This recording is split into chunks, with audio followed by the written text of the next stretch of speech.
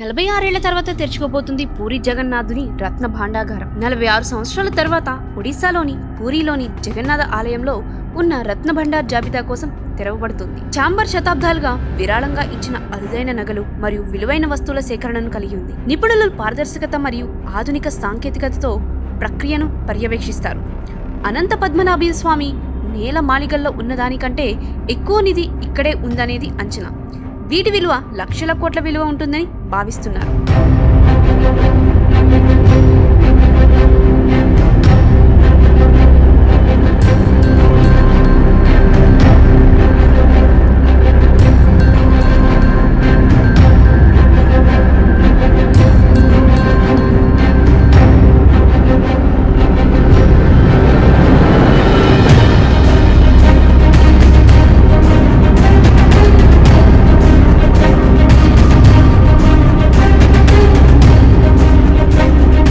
జగన్నాథునికి నిత్యం 119 మూలికా సేవలు జరుగుతూ ఉంటాయి. వీటితో పాటు నిర్ణీత వేళల్లో సేవాయాత్రలు చేపడతారు. ఈ సేవలకు అంతరాయం కలగకుండా ఈ ప్రక్రియ మొత్తం జరగనుంది. ఒడిశాలోని పూరిలో జగన్నాథ దేవాలయంలోని రహస్య గది అయిన రత్న భండార్ లోపల ఏమి ఉందో అని భారతదేశం అంతా ఎదురుచూస్తుంది. జగన్నాథ దేవాలయం వద్ద ఉన్న రత్న భండార్ చివరిసారిగా 1985లో తెరవబడి మరియు దాని ఆభరణాలు ఇతర విలువైన వస్తువులు జాబితా చివరిగా 1978లో నిర్వహించబడింది. అప్పటి నుంచి ఈ సంపద యొక్క తదుపరి జాబితా చేపట్టలేదు. ఇన్వెంటరీని అప్డేట్ చేయకుండా ఈ సుదీర్ఘ విరామం లోపల గదిని షెడ్యూల్ చేసిన రీఓపెనింగ్ అంచనాలను జోడిస్తుంది. దశాబ్దాల తర్వాత 46 ఏళ్ల తర్వాత రహస్య గదిని తెరవడానికి రంగం సిద్ధమైంది. ఎందుకంటే లోపల ఉన్న ఆభరణాలు మరియు విలువైన వస్తువులను జాబితా చేయడానికి సన్నాహాలు జరుగుతున్నాయి. రాష్ట్ర ఎన్నికల్లో బీజేపీ విజయం సాధించిన కొద్దిసేపటికే ఈ ప్రధాన సంఘటన జరిగింది. ఒడిశా న్యాయశాఖ మంత్రి పృథ్వీరాజ్ హరిచందన్ మాట్లాడుతూ, జగన్నాథ ఆలయంలో రత్న భండార్ జూలై 14న తెరవబడుతుంది. ఈ నిర్ణయాన్ని ప్రభుత్వం ఆమోదించింది. మేము రత్న భండార్ను తెరుస్తాం, మేము దానిని మరమ్మతు చేస్తాం మరియు ఆభరణాల లెక్కింపు జరుగుతుంది అని పేర్కొన్నారు. పూరిలో 12వ శతాబ్దపు ఆలయంలోని రత్న భండార్ లోపలే గది వజ్రాలు, బంగారం మరియు విలువైన రత్నాలతో సహా అరుదైన ఆభరణాల సేకరణను కలిగి ఉంది.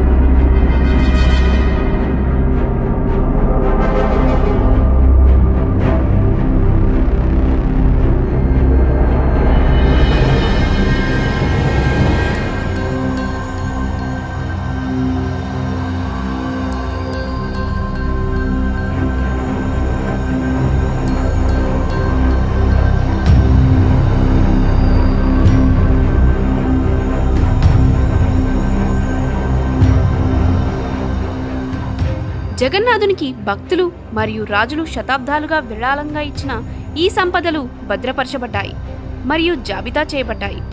2022 నుండి వచ్చిన ఒడిశా రివ్యూ మ్యాగజైన్ కథనం ప్రకారం బితారా భండార్లో 180 రకాల ఆభరణాలు ఉన్నాయి. వీటిలో 74 రకాల స్వచ్ఛమైన బంగారు ఆభరణాలున్నాయి. కొన్ని 1.2 కిలోగ్రాముల కంటే ఎక్కువ బరువు ఉంటాయి. ఈ భాండాగారం దేవతలకు క్రమం తప్పకుండా ఉపయోగించని విలువైన వస్తువులను రక్షిస్తుంది. ఇది శతాబ్దాల భక్తి మరియు సాంస్కృతిక వారసత్వాన్ని ప్రతిబింబిస్తుంది. ప్రభుత్వం ఆమోదించిన ప్రణాళిక ప్రకారం శ్రీ జగన్నాథ ఆలయం అడ్మినిస్ట్రేషన్ చీఫ్ అడ్మినిస్ట్రేటర్ నేతృత్వంలోని బృందం ఆదివారం ఆలయ ఖజానాను సందర్శించనుంది. ఈ బృందంలో ఆలయ సేవకులతో పాటు ఆర్కియాలజికల్ సర్వే ఆఫ్ ఇండియా సభ్యులు ఉంటారు. 12వ శతాబ్దపు ఆలయ నిర్వహణ బాధ్యత కలిగిన ఏఎస్ఐ అవసరమైన మరమ్మతులు మరియు నిర్వహణ పనులు చేపట్టేందుకు ఈ అవకాశాన్ని ఉపయోగించుకుంటుంది. ఆభరణాల జాబితా ప్రక్రియలో పారదర్శకతను కొనసాగించడానికి మేము ఆర్బీఐ సహాయం తీసుకుంటున్నాము. ఇన్వెంటరీ సమయంలో ఆర్బీఐ ప్రతినిధులు ఉంటారు మరియు ఈ ప్రయోజనం కోసం మేనేజింగ్ కమిటీ ఏర్పాటు చేసిన బృందానికి మద్దతు ఇస్తారు అని మంత్రి తెలిపారు. 1978లో ఖజానాలో జాబితా ప్రక్రియను పూర్తి చేయడానికి అధికారులు 70 రోజులు పట్టారు. ఈసారి సాంకేతికతను ఉపయోగించుకుని ప్రక్రియను వేగవంతం చేయాలని ఒడిశా ప్రభుత్వం యోచిస్తుంది. భవిష్యత్ సూచనల కోసం ఆభరణాల డిజిటల్ క్యాటలాగ్ను రూపొందించడానికి అధికారులు జాబితా ప్రక్రియను ఫోటో తీస్తారని గవర్నర్ హరిచందన్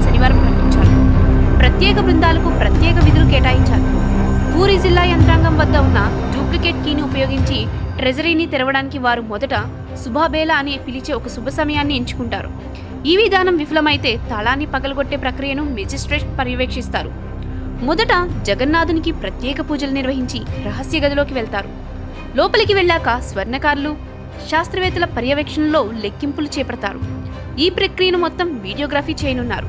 పూరి రత్న భాండాగారం లోపల నుంచి తరచుగా హిస్సింగ్ శబ్దాలు వస్తాయని చెప్తారు. రెపోసిటరీలో ఉంచిన రత్నాలను పాముల సమూహం రక్షిస్తుందని కూడా నమ్ముతారు. అందుకే రత్న భండారం తెరవకముందే భువనేశ్వర్ నుంచి పాము పట్టడంలో నిష్ణాతులైన ఇద్దరిని ఆలయ కమిటీ పూరికి పిలిపించి ఎలాంటి పరిస్థితులు ఎదురైనా సిద్ధం కావాలన్నారు. అత్యవసర పరిస్థితులను ఎదుర్కోవడానికి వైద్యుల బృందం కూడా ఉంటుంది. 12వ శతాబ్దంలో నిర్మించిన జగన్నాథ దేవాలయం చార్ధాంలో ఒకటి. ఇటీవల జరిగిన అసెంబ్లీ లోక్సభ ఎన్నికల్లో రత్నభండారాన్ని తేవడంపై పెద్ద చర్చనీయాంశమైంది. ఒడిశాలోని ప్రభుత్వాన్ని ఏర్పాటు చేస్తే ఖజానా తెరిపిస్తామని బీజేపీ హామీ ఇచ్చింది.